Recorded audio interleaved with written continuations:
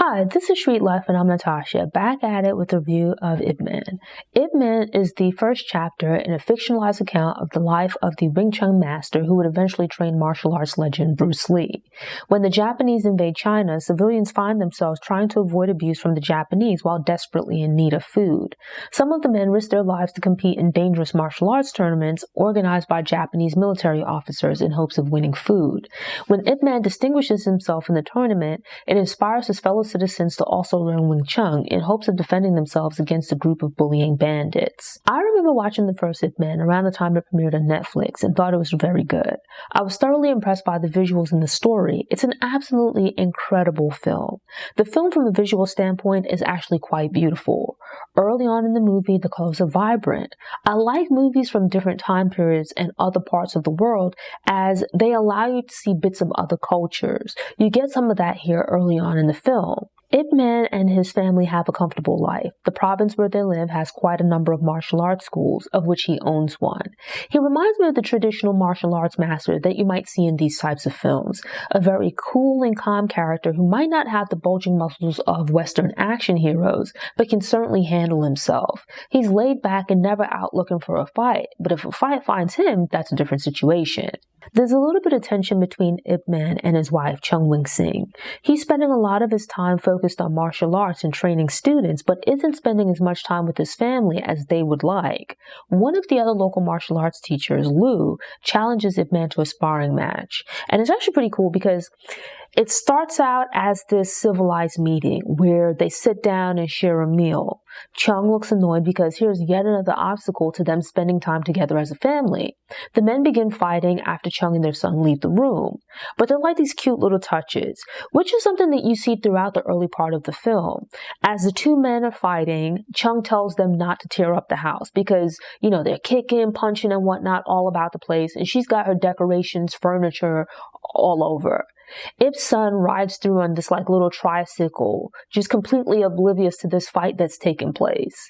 And so with that, Ip ends up beating up Lou, and they agree to keep this between them. But they're unaware that the brother of Ip's friend sees the fight and, being a chatterbox, runs off and tells everyone, putting Lou's reputation at stake. Because who wants to learn from a martial arts master who got beat up by another martial arts master? Go learn from the one that did the beating up rather than the one that got the beating.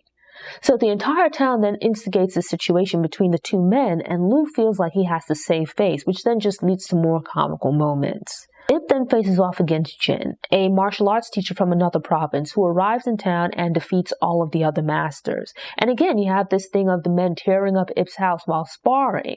It's funny because Jin promises Chung that he will pay to replace anything they break. So every time they smash into something, he yells out, "Don't worry, I'll pay." So it's like in the middle of this fight, they're mindful of Chung's decor and keeping track of Jin's accumulating tab. Meanwhile, the entire village is gathered outside, waiting for the result, as they're not allowed in the house.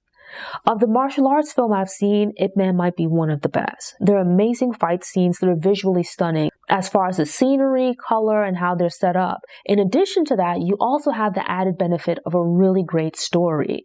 The early part of the film is nicely lit. You have these vibrant colors. It's joyous. And even though they're fighting here, there's no ill intent because even when the guy who comes from elsewhere to challenge the martial artists in the area, they don't fight to the death. It's like sparring and boxing. It might get a little bit rough and rugged, but no one should die here, which gives things a light feel. There's a cool transition scene where Ip is by himself practicing. And it's interesting to see the deceptively simple device he's using. Think of boxing where you have a punching bag. But in this case, it's made out of wood. And they're these two little pieces of wood projecting out to mimic arms. He uses it to practice blocks, punches, strikes, all this type of stuff. It looks simple and not that impressive as it's slowed down and there's greater focus on form and repetition. But then it looks incredible when sped up and used in fights. You can see the basic building blocks of the moves he uses. The mood and feel of the film change dramatically when the war begins and the Japanese arrive. The first major difference is the change in color palette. Early on in the movie, the vibe is pretty normal, maybe even vibrant and energetic. This is in part because you have these nice bright colors. Everything looks clean and nicely lit. But when the war begins and the Japanese arrive, all the color goes away. The scene takes on a neutral, not quite sepia tone, And even at times it's like black and white. What used to be a beautiful place is now dull and drab. Everyone is scraping to get by, so the joy within the community has left, and that's reflected by the change in the color palette. Ip is down on his luck as his home has been commandeered by the Japanese, and he's had to close his martial arts school so he doesn't have money coming in. The family is living in a raggedy, cramped apartment, and Ip is selling possessions and heirlooms to buy rice to feed his family. Early on in the film, his focus was on the school, so he was sacrificing time with his family until his wife, said something to him about it. But here you see just how dedicated he is to his family. Not to say that he wasn't before, but you see through his sacrifices just how committed he is to his family. There's one scene where the wife appears to be sick, and he's cooking her food, nursing her back to health. You then see him pawning prized possessions. His dedication to his family is nice. It's refreshing to see such a complex male character. It turns the idea of a fighting man on its head, as so often men in action flicks are super alpha males. That's not to say that Ip isn't masculine, but he's not flat and one-dimensional. He's tough and can fight, but there's still a tender side to him. He feels human. He finds a job working in a coal mine with his friend Lin, where the workers are given rations of food, which seems to consist of at least a sweet potato. These men are working hard. Yet while I'm sure he's hungry and eats part of the sweet potato, he saves half of it to take home for his family, which I thought was really sweet. Lin sees that Ip is struggling, and being generous himself gives Ip a part of his sweet potato as well. It's a seemingly small but very sweet way of conveying the commitment to their families and friends. I love these little touches within the film. The Japanese have taken over, so just imagine living under the presence of an occupying force. These are civilians, and a hostile army now occupies your town. Whenever they show up, there's a potential threat of violence, so you have to worry about your safety. The Japanese are led by General Miura, a karate master who believes the Japanese are superior to the Chinese, but still likes to see them fight. He regularly sends a guy to Ip's worksite to find volunteers who might want to fight in his tournaments in hopes of winning, I think it's a bag of rice. With food being scarce, quite a few people step up, one of whom is Lin. For the most part, the fights are fair, but Miura's right-hand man, Colonel Sato, is a psychopath who means danger for the Chinese in the tournament. When Lin goes missing, Ip volunteers for the tournament in hopes of finding out what happened to him. Usually, the fights start out one-on-one, but more Japanese fighters can be added if the Chinese fighter is willing. Ip stands out when he calls for 10 Japanese fighters and mollywops all of them in an incredible fight scene that's shot in, it's not exactly black and white, more like grayscale. The color drains from the film as the threats to Ip increase.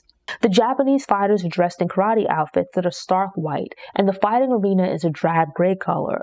When they're fighting and someone gets hit and blood spurts out, even the red of the blood is gone, and the absence of color makes it visually striking. Ip's performance impresses Miura, but it puts a target on his back. Miura seems cool and collected, but that's likely because he's a higher up, while Sato is more outwardly hostile with an itchy trigger finger. Ip Man is invited back to fight again, but declines, which doesn't win him any favor with Sato. The Chinese man who gathers fighters for Miura visits Ip's apartment to warn him that the Japanese are looking for him and he should leave town with his family. But unfortunately, the Japanese show up soon after, and things go left when one guy makes an inappropriate comment to Chung. Ip isn't looking for a fight, nor is he trying to create problems, but if problems find him, he won't hesitate to deal with them. He steps forward to defend Chung and completely manhandles the soldiers. Because they're Japanese military, he now has to worry about retribution. With movies like this, you can tell where things are going. It reminds me of video games where you move through the levels and beat the underlings until you work your way up to fighting the big boss. Miura is pretty much looking for worthy opponents, which is part of why he's been having these tournaments. Yet while recognizing the skill and ability of the Chinese fighters, he still views them as being inferior to the Japanese. Miura doesn't believe that any of the Chinese would be able to beat him or his higher-tier Japanese fighters. So when he sees someone who shows promise, he offers them greater challenges. Ip Man is heads and shoulders above the other fighters, even the good ones. Miura shows some degree of respect to the good fighters, but he still looks down on them because they're Chinese. After the confrontation with the soldiers, Ip Man is taken into custody, or at least taken to Miura, and Miura proposes that they fight. If he's able to defeat the Japanese master, then he'll be offered the opportunity to then teach his brand of martial arts to the Japanese. When you're an individual dealing with an army, You're under duress, as there's no real option to decline. Ip's reputation as a martial arts teacher is still pretty solid, and thus towards the end of the film, he in a sense returns to what he was in the beginning. Early on, you had challengers and competitors coming from the town and also other parts of the country.